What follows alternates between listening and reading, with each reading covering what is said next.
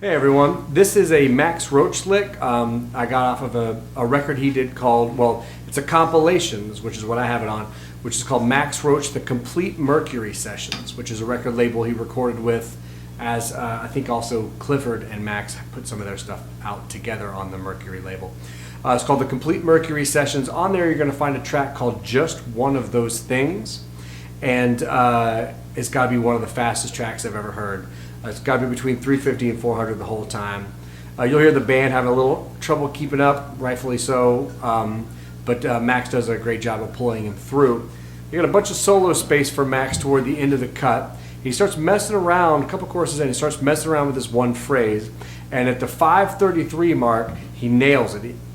Not that he doesn't nail the other versions, but I think he nails a really clean, like good melodic version of the phrase, and I'm gonna break that phrase down for you now. At a medium tempo, it's super simple. It's the speed that makes it difficult. So I'm going to put a little hop on it already.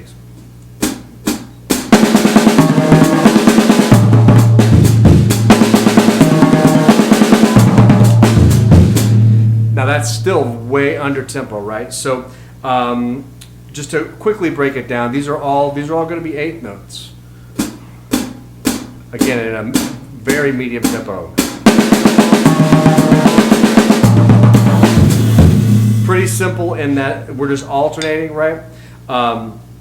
Again, we're into that 3-beat phrasing. 1, 2, 3, 1, 2, 3, 1, 2, 3, 1, 2, 3, like that. It ends with this kind of phrase that we hear a decent amount, which you've probably heard me reference. Comes a little bit from that Charlie Parker language. It ends, and I think that's crucial because it gives it a little swing, a little punch at the end, and we're not just kind of whipping around the drums playing singles. But definitely the singles are what make it difficult. So as we speed that up,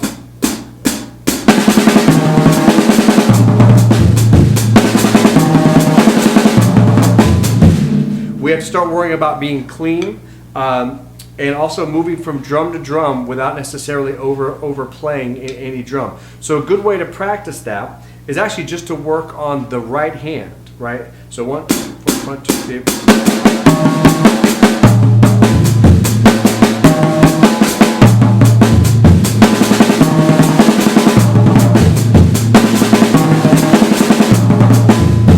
As that gets comfortable, we speed it up.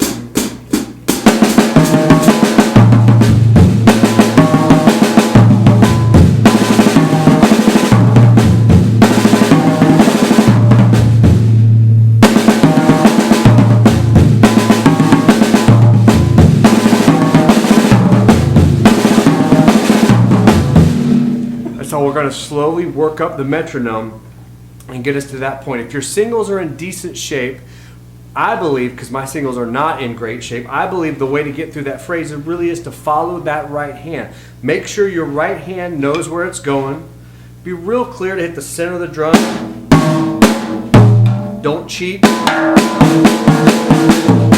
There's kind of that kind of weak sound, right? Hit right in the center of the drum and let your left hand follow. The last part that I think is difficult is in this 1, 2, 3, 4, 5, 6. The crossover, so be real clear about that crossover. I feel like the tendency is to have your left hand try to get out of the way, and we lose those last couple of strokes. So hang in there, and then worry about that crossover. So you got to work out that little crossover to get back. Other than that, it's just a matter of getting your singles up to speed and making sure that you're hitting the center of the drum and you're moving from drum to drum quickly but efficiently. Great phrase to break down. That really is something that's specific to up-tempo. A lot of stuff we cover, I'm looking to have cover a whole bunch of different tempo ranges and feels and styles. But for me, this is a flat-out burner, a great up-tempo phrase, and kind of a little bit more on the impressive side, which is always good to kind of throw in the mix with the other stuff that we're working on. Okay, hope you enjoyed that one.